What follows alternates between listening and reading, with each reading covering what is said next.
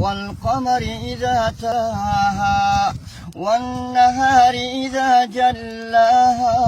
والليل إذا يغشاها والسماء وما بناها والأرض وما طحاها ونفس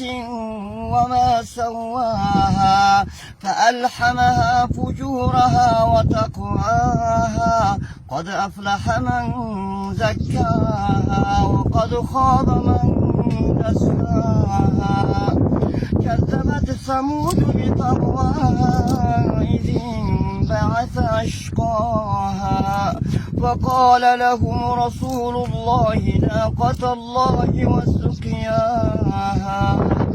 فكذبوه فعقروها فدمدم عليهم ربهم بذنبهم فسواها ولا يخاف عقباها صدق الله العظيم.